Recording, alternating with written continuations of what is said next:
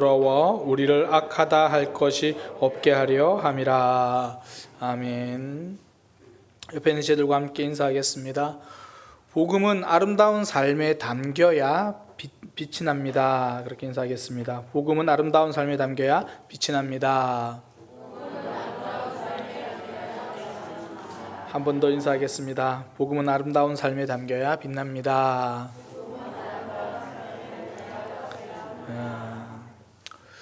보기 좋은 떡이 먹기도 좋다. 우리나라 속담이죠. 그러니까 아무거나 잘 먹는 저도 이 말만큼은 공감을 합니다. 그러니까 똑같은 음식도 예쁘게 담겨진 것일수록 손이 더 가죠.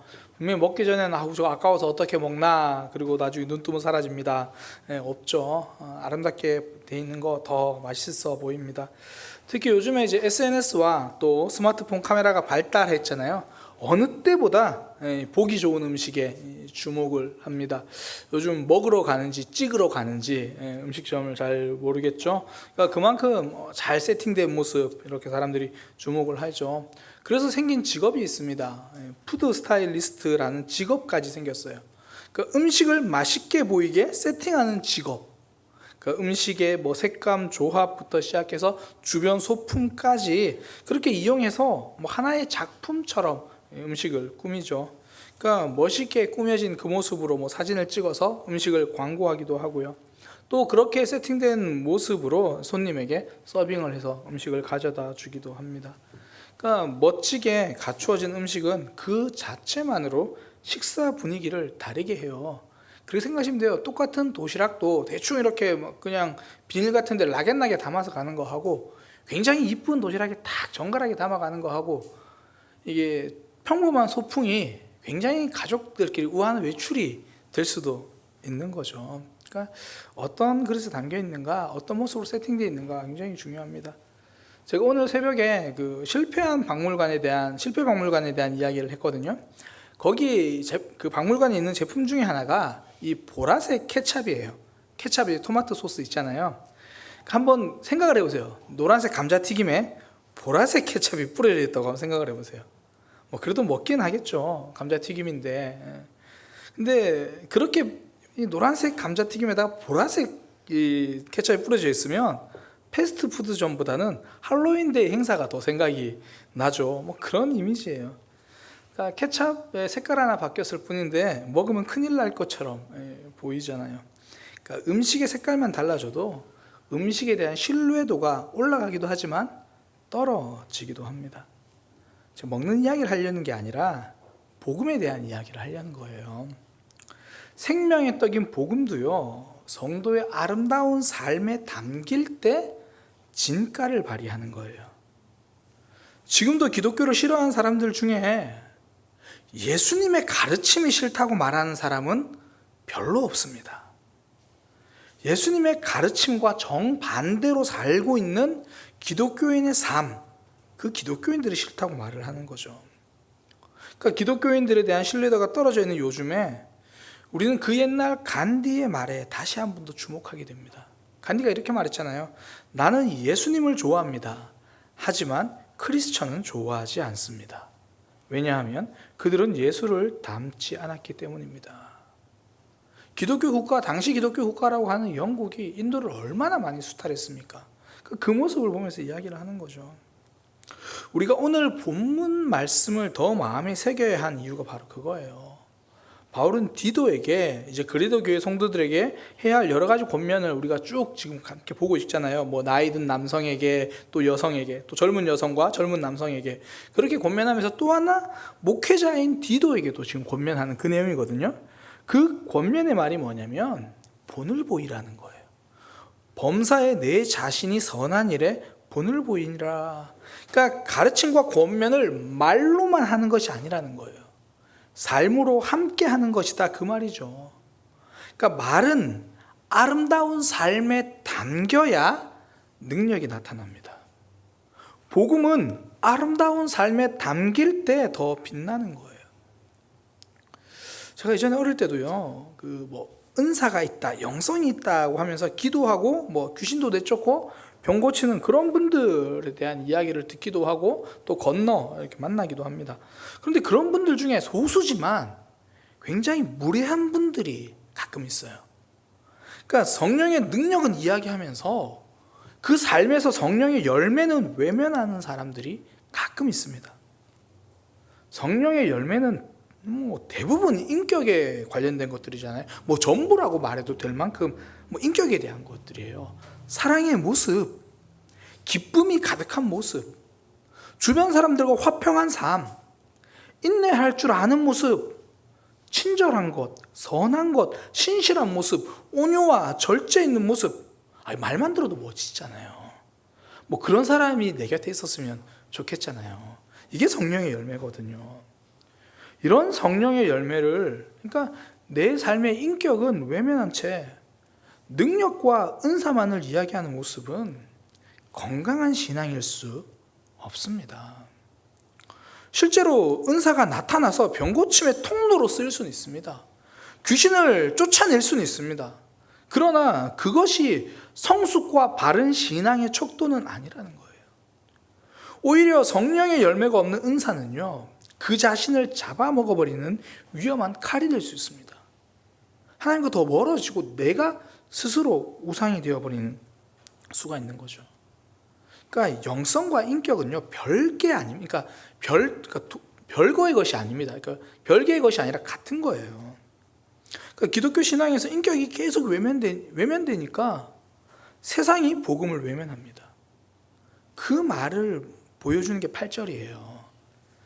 대적하는 자로 하여금 부끄러워 우리를 악하다 할 것이 없게 하라. 하나님 나라를 대적하는 자들이 있다는 거예요. 사단의 전략이고 계략이죠. 그들이 힘을 못 쓰게 하라. 그들이 스스로 부끄러워하게 만들어라. 그러기 위해서 강조하는 게 두 가지인데, 지금 제가 계속 말씀드리고 있는 본이 되는 삶이 하나예요. 아름다운 삶. 또 하나는 바른 메시지, 바른 말이거든요. 이렇게 하면 사단이 공격할 수 없게 된다라고 말하는 게 8절이에요. 근데 이걸 뒤집으면 그렇게 되잖아요. 오히려 본이 되는 삶이 무너지면 복음이 공격받게 된다는 거예요. 세상이 외면하게 된다는 거죠. 본이 되는 삶이 사라지니까 복음이 공격받습니다. 또 하나, 바른 메시지 대신 메시지가 오염되기 시작하면 복음이 공격받게 된다는 거예요. 오늘 그 이야기를 함께 하려고 하는 겁니다. 먼저는 본이 되는 삶입니다. 앞서 계속 말씀드렸어요. 디도에게 말하는 것, 다 열거하면 이런 거예요. 너 자신이 선한 일에 본이 되어라. 그리고 뒤에 이어지는 게 교훈에 부패하지 아니함과 단정함. 가끔씩 한글말인데 무슨 말인지를 모르겠어요. 읽어봐도. 이걸 좀 잘 표현한 게 세번역에 보면 잘 표현되어 있어요. 가르치는 일에 순수하고 위험 있는 태도를 보여야 합니다. 그렇게 이야기를 해요. 그러니까 가르칠 때 순수하고, 그러니까 정말 그 동기가 아름답고 위험 있는 태도, 그러니까 존경받는 모습, 그걸 이야기하거든요. 그러니까 가르칠 때 삶으로 본을 보이고 동기를 순수하게 하고 위험 있는 존경받는 모습, 한마디로 디도의 삶을 이야기하는 거예요. 복음을 가르치는데 너의 삶이 중요하다. 목회자의 설교가 힘이 있으려면 그 말씀대로 살려고 하는 몸부림이 따라와야 되거든요. 그렇지 않으면 설교가 아니라 그 모든 설교는 문학이에요. 선동이 되는 거죠. 그러니까 지금 바울이 디도에게 그 이야기를 하는 거예요.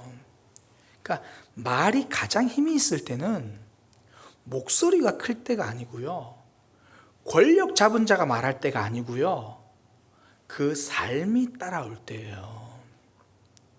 제가 가끔 설교 때 테레사 수녀의 말을 인용할 때가 있잖아요.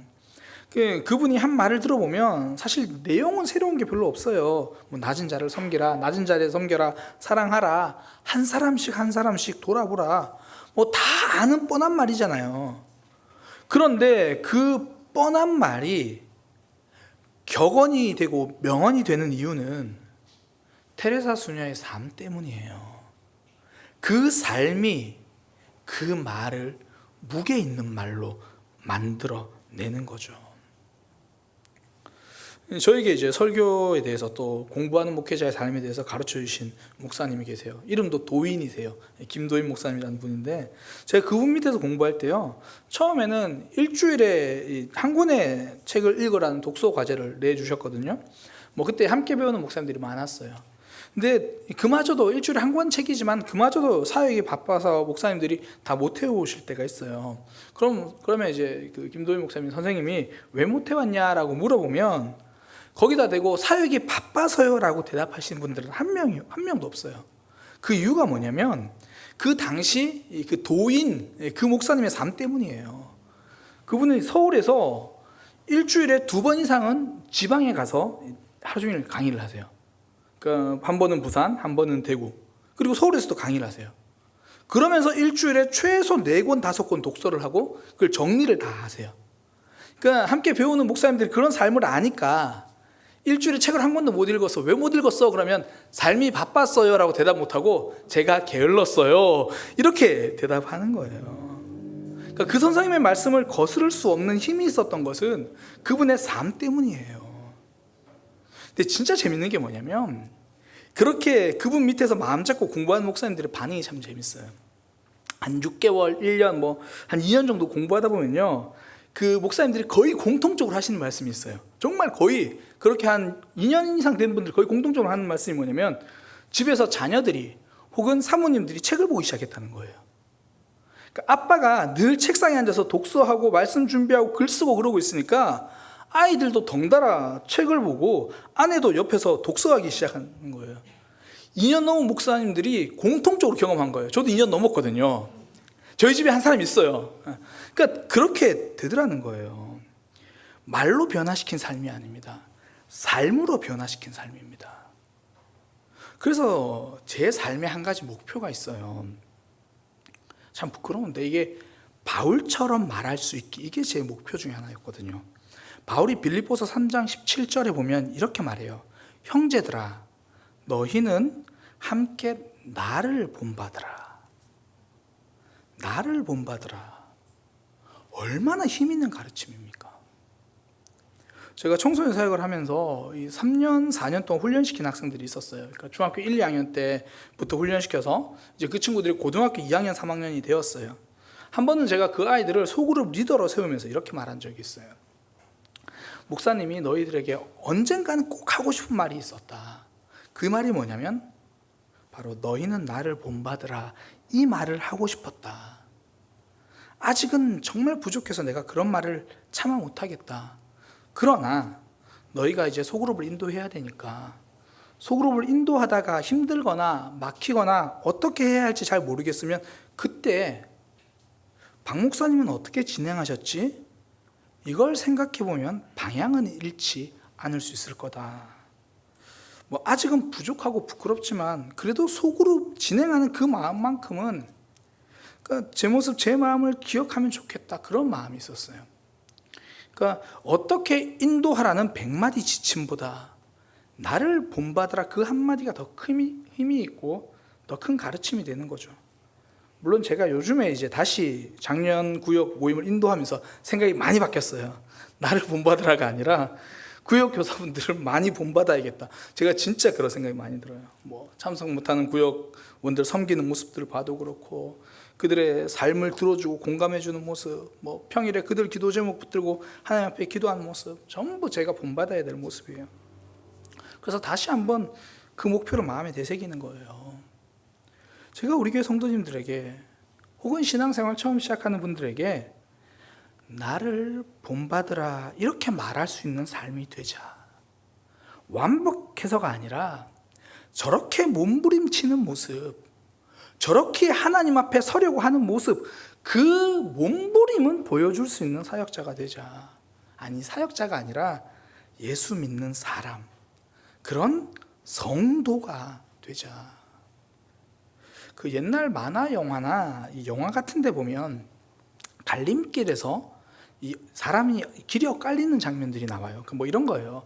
앞선 사람들이 이제 쭉 길을 가다가 갈림길에서 왼쪽을 가리키는 이제 화살표를 본 거예요. 그리고 이제 먼저 첫 번째 팀들이 왼쪽으로 가요. 그리고 이제 그 다음에 일행들이 따라오는데 그 따라오는 사이에 이 바람이 불어서 화살표 방향이 이렇게 휘어지거나 바뀌는 뭐 그런 만화나 영화 보셨잖아요. 그러면 뒷사람들은 이 오른쪽으로 엉뚱한 데로 가는 거죠. 이정표가 망가지니까 뒷사람이 길을 놓치는 거예요. 성도의 삶은 뒷사람의 이정표입니다. 내가 걸어온 길을 보고 사람들이 신앙생활을 배워요. 그게 본이 되는 삶이잖아요. 그러니까 내가 어떻게 본이 되는 삶을 살까 이게 고민되면 반대로 생각하면 돼요. 뭐 내가 자녀들에게 어떻게 본이 되는 삶을 살까, 이거 내가 자녀들에게 원하는 모습대로 살면 돼요. 그러니까 이런 거예요.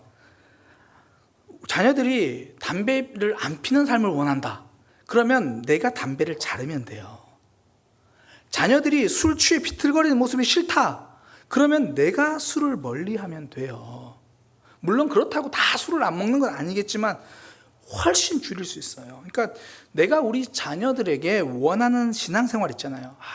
하나하나 그려보세요. 우리 아들이, 우리 딸이 예배를 이렇게 섬기고 이렇게 예배하고 이렇게 신앙생활하고 하나하나 그려보세요.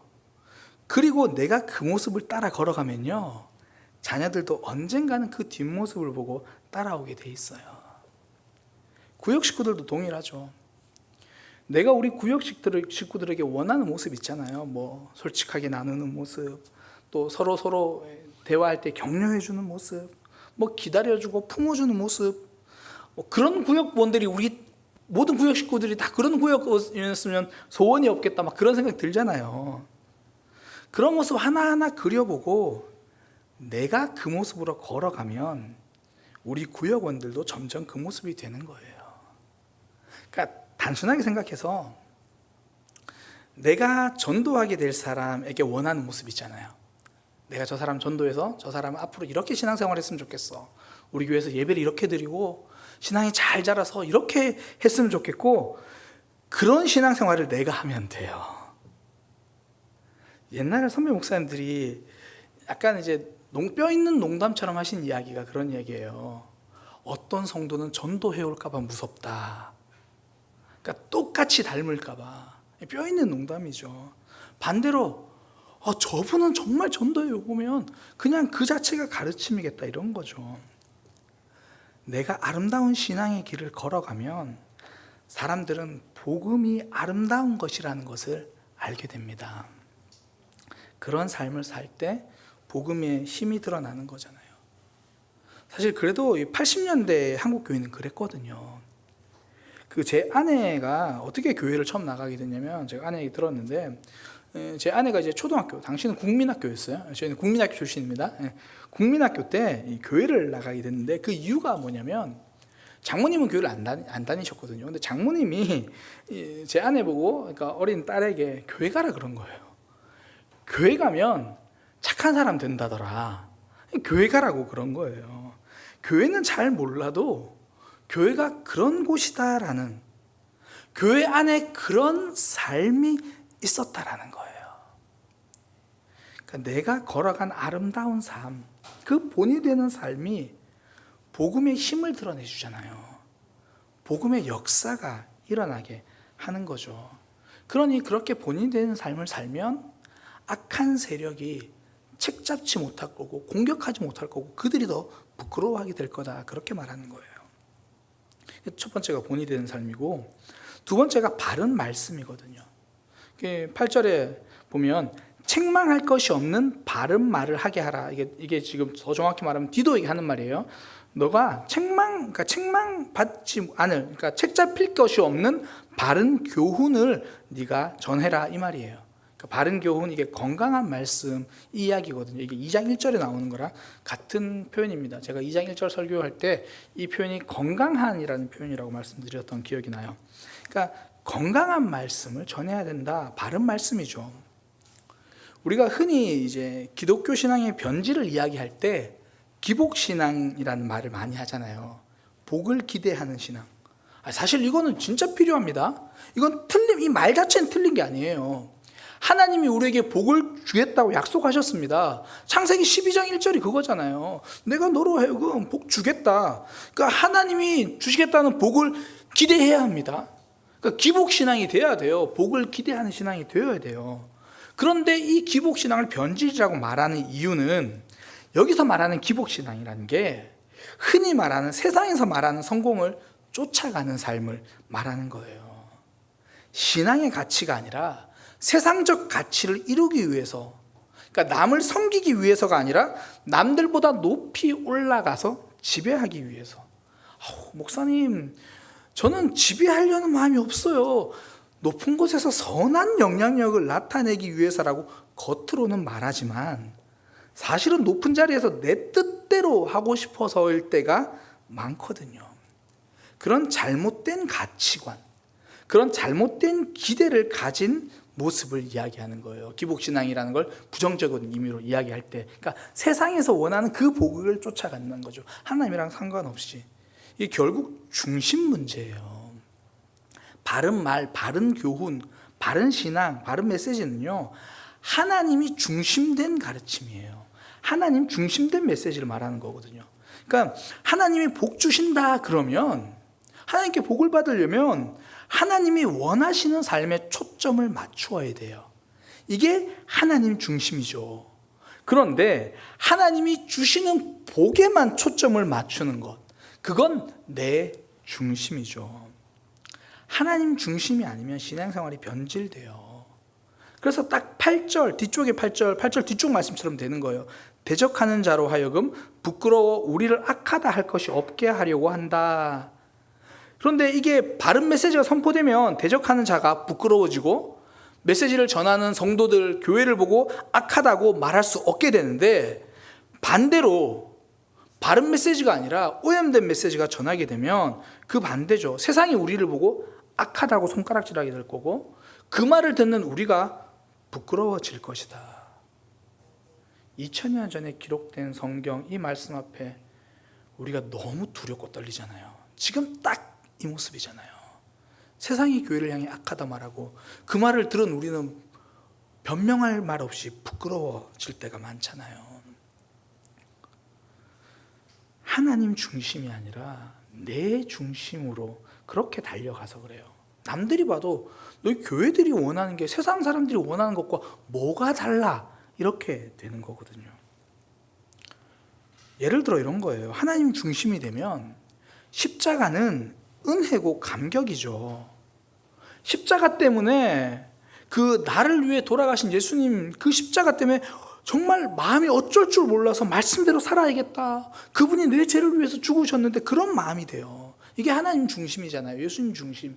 근데 그게 내 중심이 되면 십자가의 은혜도 핑계가 돼요. 원래 값없이 은혜로 구원받았으니까 말씀대로 못 사는 게 당연한 거죠. 내 연약함을 받아준 십자가에 감사하는 것이 아니라 내 완악함을 숨기는 핑계로 십자가를 이야기하게 돼요. 전부 내가 중심이죠. 그러니까 내가 중심으로 말하느냐, 하나님 중심으로 말하느냐, 이걸 정말 선명하게 보여준 성경 인물 중에 한 명이 이 가말리엘 율법 교사예요. 그의 말을 들으면 진짜 하나님 중심의 말이 무엇인가 이걸 알 수 있어요. 이 바리새인들과 종교 지도자들이 사도들을 잡아놓고 사도들에 대해서 이제 감옥에 가두고 죽이려고 막 그러잖아요. 자기 중심들이거든요. 그때 가말리엘 율법 교사가 뭐라 그러냐면 그 다른 종교 지도자들한테 여러분들 지금 하는 결정 조심하십시오. 한번 생각해 보세요. 예전에 드다라는 사람이 일어나서 한 400명 정도 그를 따랐는데 그가 죽으니까 사람들이 다 흩어졌잖아요. 그리고 예전에 또 유다라는 사람이 일어나서 백성들을 꿰어서 백성들이 많이 따랐는데 그가 죽으니까 다 흩어졌잖아요. 그러니까 잘 생각하세요. 어차피 사람에게서 시작됐으면 가만히 놔둬도 흩어지게 돼요. 그런데 만약에 이 사람들의 일이 하나님으로부터 시작된 거면 지금 여러분들은 하나님을 박해하는 거예요. 하나님을 반대하는 거예요. 오히려 하나님을 대적하는 자가 될까 두렵다. 그렇게 이야기를 해요. 그러니까 이 사건의 중심을 하나님 중심으로 보는 거잖아요. 내 마음에 들고 안 들고가 아니라 하나님을 생각해 보니까 답이 나오는 거예요. 하나님을 생각하며 말하는 것. 이것이 하나님 중심입니다. 우리의 신앙도 그렇게 점검하면 돼요. 내가 하는 말 속에 하나님이 있는가? 이게 하나님이란 단어 말고 하나님 중심인가? 내 중심인가? 아무리 바른 말도 내 중심이면 메시지가 오염될 수 있고요. 좀 어느래도 하나님 중심이면 그 속에서 역사가 일어나요. 그러니까 내 삶을 볼 때도 미래가 참 불안하고 어렵잖아요. 그때 내 중심으로 보면 어쩔 줄 몰라요. 어떻게 하지? 그러다 보니까 이 방법 쓰려고 저 방법 쓰려고 하고, 근데 하나님 중심으로 보면 그래도 기도하고 기다리고 현재의 일에 충실할 수 있잖아요. 하나님이 일하실 거니까. 구역 식구들을 볼 때도 마찬가지죠. 그들에게 권면할 때도 마찬가지, 말할 때도 마찬가지죠. 내 중심인가? 하나님 중심인가? 청년들 결혼할 때 조건, 내 중심을 보나요? 하나님 중심을 보나요? 내 말에서 나온 메시지가 변질되지 않는 비결, 그 사건의 중심이 하나님이면 돼요. 먼저 하나님을 기대하는 거예요. 그것이 내 삶의 메시지가, 내가 가지고 있는 메시지가, 내가 전하고 있는 메시지가 바른 메시지, 건강한 메시지인가 아닌가 볼 수 있다는 거예요. 뭐 결혼 준비를 할 때도 마찬가지고, 이사를 할 때, 사업을 시작할 때 그 중심에 내가 들어있느냐, 하나님의 일하심이 있는가, 하나님 중심. 그러니 예수님은 기도하실 때 이렇게 기도하시잖아요. 나의 원대로 마옵시고 아버지의 원대로 하옵소서. 그러나 우리의 기도 제목은 이거잖아요. 아버지의 원대로 마옵시고 나의 원대로 하옵소서. 내 뜻이 땅에서도 이루어진 것처럼 하늘에서도 이루어지게 하옵소서. 내 중심이잖아요. 하나님의 중심의 말, 하나님의 중심 메시지가 내 속에 있을 때 사단의 어떤 공격에도 흔들리지 않아요. 물론 아프죠. 그러나 다시 일어나게 되는 거죠. 하나님을 신뢰하니까, 하나님을 기대하니까. 오늘 바울이 디도에게 권면, 묶어서 보면 크게 두 가지예요. 본이 되는 삶을 살아라. 그리고 바른 말씀, 바른 메시지를 가지고 있어라. 그러면 세상이 교회를 흔들지 못한다. 너희의 신앙을 흔들지 못하고 오히려 그들이 부끄러워지게 될 거다. 우리의 본이 되는 삶, 아름다운 삶에 복음을 담기를 소망합니다. 무엇보다 우리가 가지고 있는 복음, 내 중심으로 변질되지 않도록 늘 하나님을 생각하고 하나님 중심으로 살아가는 아름다운 믿음의 삶 되시기를 축복합니다. 기도하겠습니다. 하나님, 우리의 신앙, 우리의 믿음, 정말 본이 되는 삶을 위해서 몸부림칠 수 있게 하여 주옵소서. 아름다운 삶의 복음을 담기 원합니다. 우리의 모습은 아름답지 않으니 기도하며 걸어가겠습니다. 성령 하나님 의지하면서 가겠습니다. 내가 할 수 있다가 아니라 하나님 붙들어 주옵소서. 하나님 중심으로 매 순간 엎드려 기도하겠습니다. 하나님, 우리의 삶을 붙들어 주옵소서. 예수님의 이름으로 기도드립니다.